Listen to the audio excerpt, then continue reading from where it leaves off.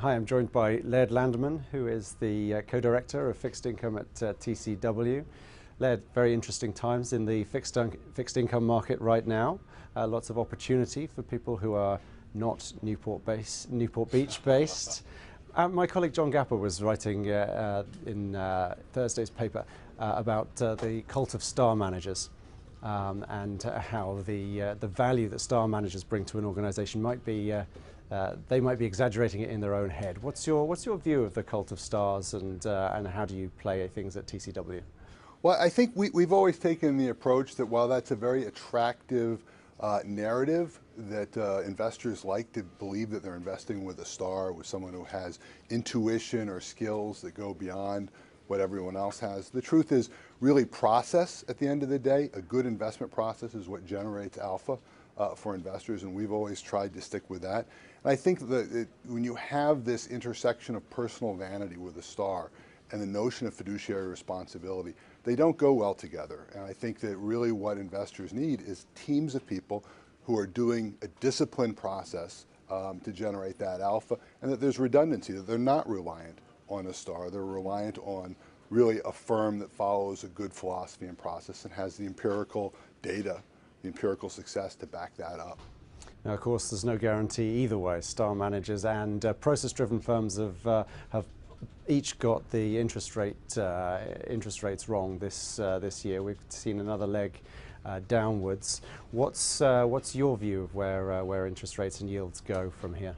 Well, they just released the Fed minutes today, and clearly what the market is seeing is the lower for longer notion here. They're seeing that the Fed is using the strong dollar as a way to hide and suggest that they can have more latitude to be dovish for longer. And it's clearly priced in the market at this point.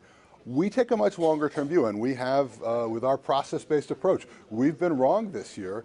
But I'm happy to say that if you limit the risk you take, if you have a good risk control process, you're able to weather the storm. And we're actually, despite being somewhat wrong on rates, we're still above the benchmark overall and above many of our competitors. So the process still can work even when it's out of favor for a period. And I think that long-term rates need to move higher in the U.S., and it may take 6 months, it may take a year, but eventually the Federal Reserve is going to get around to raising interest rates again.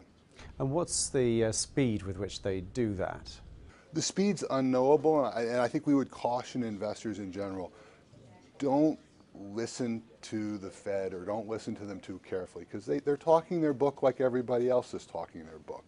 And they will adopt their process and how fast or slowly they raise rates to the data and the circumstances. There's no dots, magic dots, that are going to basically tell you what's going to happen in the marketplace. We went through the 1994 cycle. They kept telling us, oh, we're just adjusting things a little bit. Don't worry, it's just a quarter here and a quarter there. And eventually, obviously, when the data fit them, they raised rates rather dramatically, and it caused a number of disruptions in the markets, and a lot of bond investors lost a lot of money. But how does your view of interest rates rising dovetail with your view of the competitiveness problem that's affecting growth in the US? Well, I think that the competitiveness problem is the long-term problem that we need to fix, and the Federal Reserve has been trying to fix it by stimulating demand.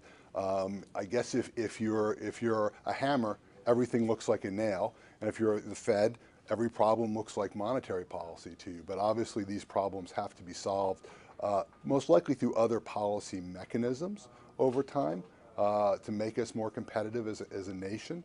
And I don't think that the Federal Reserve can do that, and I don't think perpetually low interest rates are going to solve that problem. And tell me finally just how big the scale of the opportunity from the problems at Pimco might be for TCW. Well, it's hard to know, and we haven't changed anything about what we're doing day to day. We're striving to deliver alpha for our clients. The first thing we did when we saw the flows beginning to pick up into the mutual fund side is just meet with our specialists, discuss what their capacity was and how they felt about taking those flows in. Everyone right now feels that the opportunity set is strong enough that we can take those flows in, but we're going to monitor it carefully.